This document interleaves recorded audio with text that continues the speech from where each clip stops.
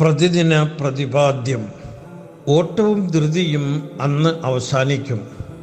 ആർക്കോ വേണ്ടി പാചകം ചെയ്യുന്ന ഭക്ഷണം പോലെ ജീവിതം സ്വന്തമായി കൂടി ആസ്വദിക്കാനുള്ളതാണെന്ന ബോധം വരുമ്പോഴേക്കും കൈയും കാലും ഒക്കെ ഓട്ടക്കലത്തിലേക്ക് ഇറങ്ങാൻ വയ്യാത്ത വിധം മാനസിക ശാരീരിക വേദനയാൽ വലിഞ്ഞു മുറുക്കുന്നുണ്ടാകും.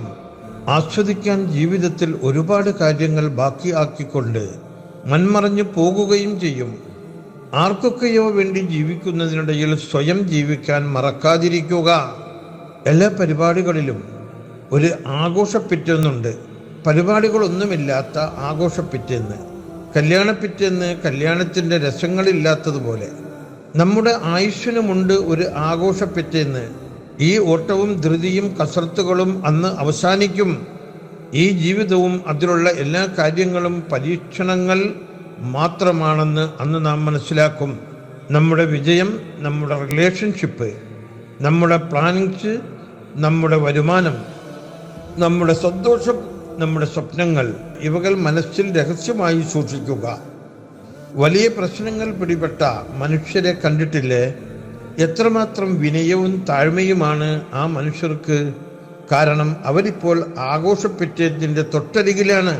തോറ്റിടത്ത് നിന്ന് തന്നെ തുടങ്ങണം, തോൽപ്പിച്ചവരുടെ മുന്നിൽ നിന്ന് തന്നെ തുടരണം.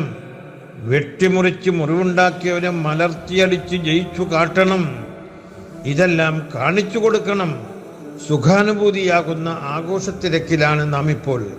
ആളൊഴിഞ്ഞുകൊണ്ടിരിക്കുന്ന മരണമാകുന്ന ആഘോഷപ്പിറ്റെന്ന് തൊട്ടരികൾ തന്നെയുണ്ട്. എപ്പോൾ വേണമെങ്കിലും തിരിച്ചു പോകേണ്ട ഒരു അതിഥിയെപ്പോലെയാകണം നമ്മുടെ ജീവിതം.